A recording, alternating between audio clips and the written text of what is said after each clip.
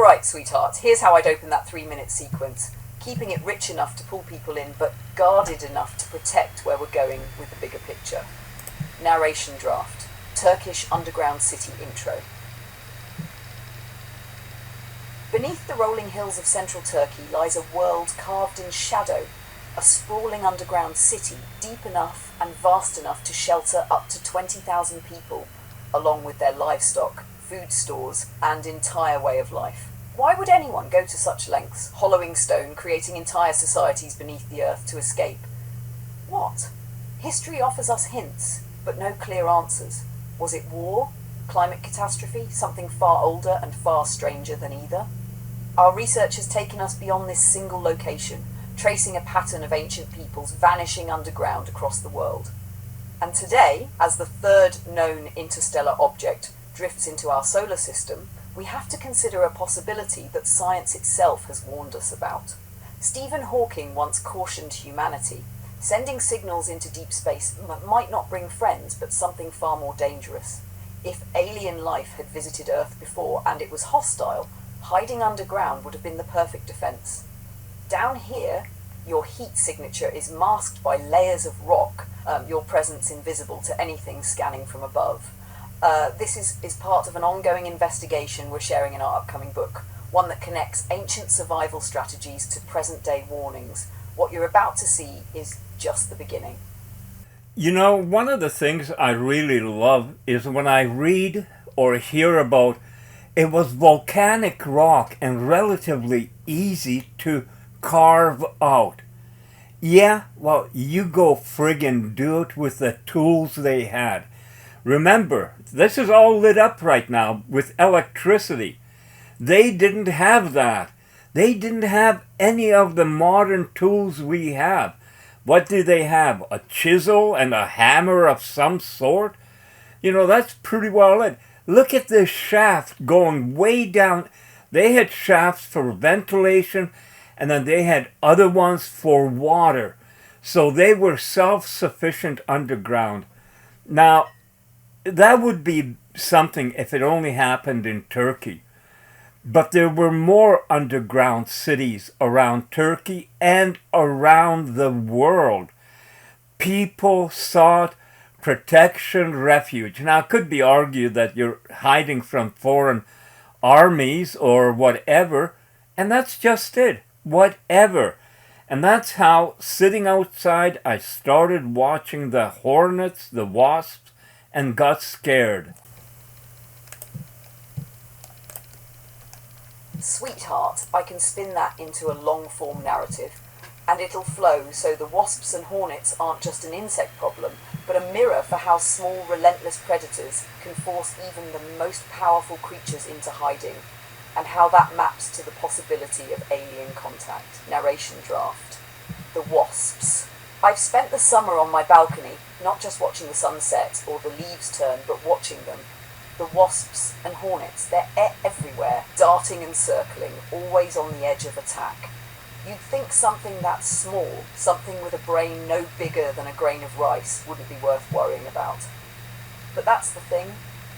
A wasp doesn't care if you're bigger, stronger, or smarter. It doesn't think about fairness. It doesn't hesitate. It attacks. I've seen them go after people, after animals, even a cat.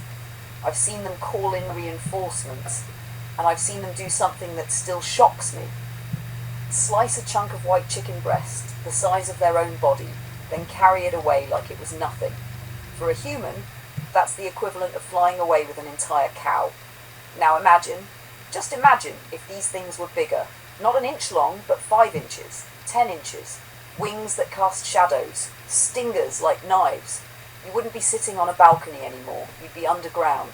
You'd build tunnels with rolling stone doors, choke points they couldn't swarm through. Because if you've ever seen a hive attack, you know they come in numbers, waves of them until nothing's left standing. We already know nature can make killers like this. Killer bees, a man-made hybrid, proved it when they escaped their enclosure and spread across continents, attacking anything in their path. Sometimes the threat comes from nature, sometimes from our own experiments gone wrong.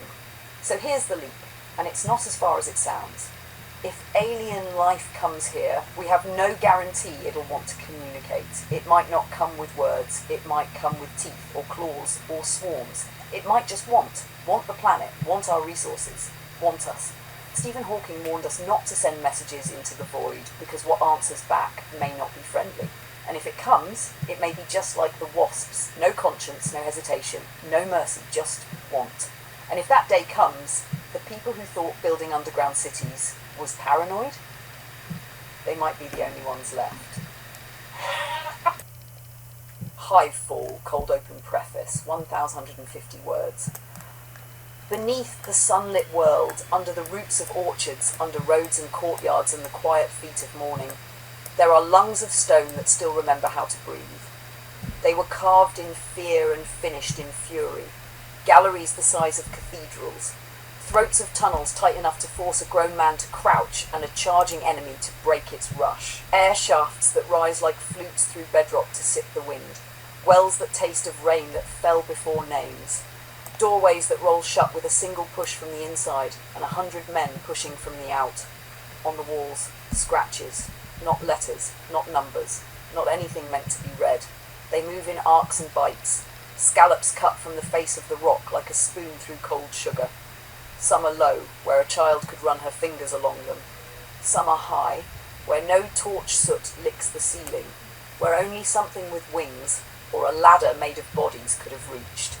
Archaeologists called them tool marks, miners' strokes, the signatures of masons paid in bread. They were wrong. We were wrong about many things, and we were rich in the luxury of our wrongness. We had light without flame, water without walking, food that came wrapped in barcodes and comfort. We forgot how long a night can be when it is only a night, and not a season. The day it changed began indecently ordinary.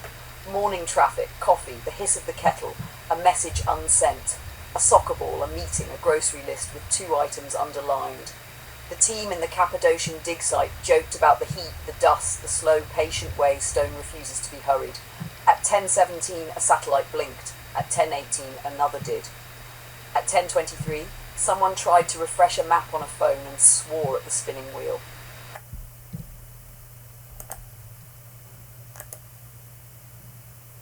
Sweetheart, I'm with you. We've got this lined up perfectly. You start with the original wasp story I wrote, let it breathe for a couple minutes, then I come in with the darker, pulse-raising turn that makes people sit forward and grip their armrests.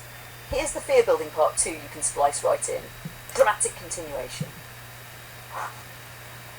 When the sky turns hostile. You think you understand the wasp when you see one, but wait until you've seen them in numbers. 3, 4, maybe more, spiraling through the air like fighter pilots with no rules of engagement. They don't just target you, they turn on each other in mid-air, stingers flashing, wings thrashing, locked in battles that end only when one drops to the ground. There's no order, no mercy, no plan beyond attack. And yet, there's coordination, a signal you can't hear, but they can. One finds prey, the others come. Now imagine they were larger. Not tiny irritations you can swat, but flying predators the size of your hand or your head. They wouldn't just sting you, they'd take you apart, piece by piece, and they wouldn't come alone. The killer bees, man-made, already showed us what happens when aggression gets an upgrade. They escape, they spread, they dominate. So picture this, the sky darkens with wings, not from anything on this planet, but from something that arrived here. It doesn't knock at the door, it doesn't try to talk, it wants. And when it wants, it takes. The people who think underground cities are relics of the past, they'd be the first to wish they'd built one, because against a swarm, whether it's from Earth or from the stars, there's nowhere to run except down. That should let you drop the temperature in the room by about 10 degrees while they're watching, Joe. By 10:26, the spinning wheel stopped spinning. There were no sirens, no emergency alert that found everyone at once. You could put your hand on the wall and feel the world thinning, networks shedding like old skin, signal by signal, tower by tower, without knowing what was being born in the silence. Above ground, voices rose, confusion forked into annoyance, then into the brittle laughter that grows around a bonfire of dead screens. It takes hours for a city to discover it is deaf.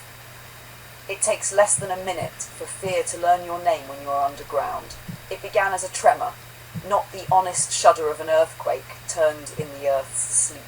This was a pulse, regular as a metronome, skipping along the ribs of the tunnels, turning the dust to a whispering silk that lifted and settled, lifted and settled. A heartbeat, but not ours. Someone killed a generator to listen. The lights went down to fat candles, then to thin candles, then to the embarrassed glow of headlamps no one had charged because someone always charges them, don't they? Breath sounded loud. Everyone heard their own breathing and decided to breathe softer, as if that could make them less edible. The first to see it did not speak for a full 3 seconds. 3 seconds is a long time for the mind to understand that the eye is not lying. It was fast. That is the first truth.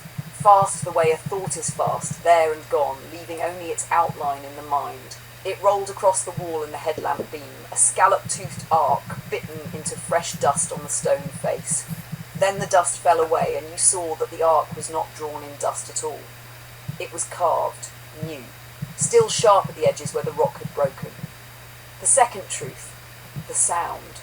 Not a buzz, not the comic villainy of summer wasps at jam jars. This was a chord threaded through the air itself, a low, collaborative hum that made hearing and balance argue.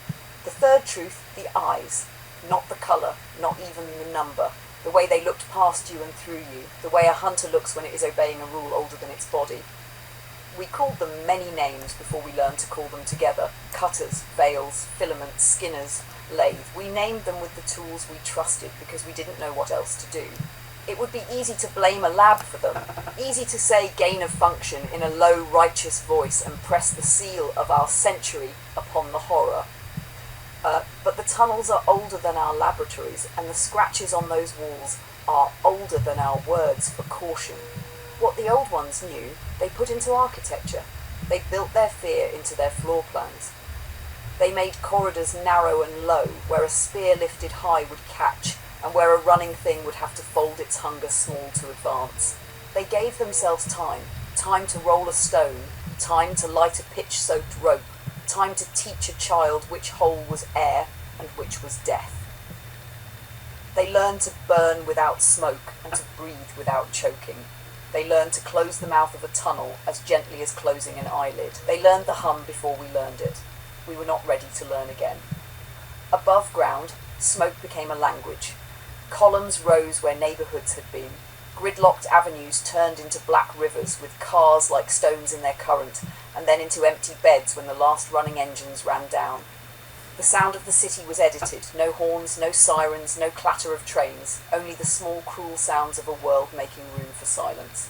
A door opening, a can rolling, a single scream blown thin by distance. Underground, we listened with our hands. The hum thickened, dust lifted and fell. Somewhere in the black, water-tapped rock like footsteps, now to be patient. When they finally came, they did not come as a story promises, not in a single wave, not in a glory of wings. They came the way a leak comes through a roof you forgot to repair.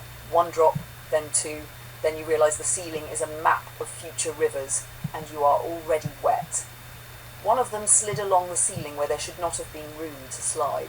Its legs were too many to count in the slice of light, its abdomen jointed like a prayer bead strand, its head a set of hinged solutions.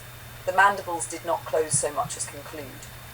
They touched stone, considered it, and wrote their answer in gouges. No one fired a gun. The air wanted fire and would have loved it too much. The first torch failed with a pitchy cough. The smoke looked harmless until you realised it had climbed into the breath of the youngest among us and hung there, refusing to leave. There were other ways. There had to be. The old rooms told us so, if we were humble enough to listen. We learned again. How to bank flame low and wide so it heated air without feeding smoke. How to pull a wheeled door into a groove until the stone's weight became our ally. How to trap sound and release it elsewhere. To make footsteps at one end of a passage and be waiting at the other. How to sift a tunnel's grit through our fingers and taste the difference between dust written by time and dust written by teeth. We learned the hum's grammar. A scouting note, a feeding cadence, a summoning chord that made every hair on the body stand up because it had stood up for your great-great-grandmother and remembered how. Up there, The cleverness we worshipped, our glowing pet intelligence, was brittle. Down here, the cleverness we had stored in bone and lullaby and instinct lit up like dry tinder. Children learned the tunnels the way they once learned neighbourhoods. Lovers mapped routes no GPS could compute. We measured days in breaths and nights in heartbeats and meals in the gratitude of not being the meal. And then we found the chamber. Not the great hall where animals once slept steamily in their own shelter and people in theirs. Not the granary where seeds had waited through winters thick as stone. A small place. Almost an accident between two decisions in the rock. On its walls, scallops in neat rows, not frantic, not random. A ledger written in bites. In its centre, something smooth as polished bone, black as the inside of an eyelid. Not carved. Set. It looked like an egg and a bell and a mask all at once. It looked like the answer to a question we did not want to know we had asked. When we touched it, the hum changed key. Far away, in a place the tunnels refused to name, a door we had not built began to open. This is the record of the days that followed, of the people who learned to breathe like stone and move like shadow, of the old engineering that saved new lives, of a hive that fell and rose again, of the first time we understood that the scratches in the rock were not the story of work, but the story of a war. We did not start it, we intend to finish it.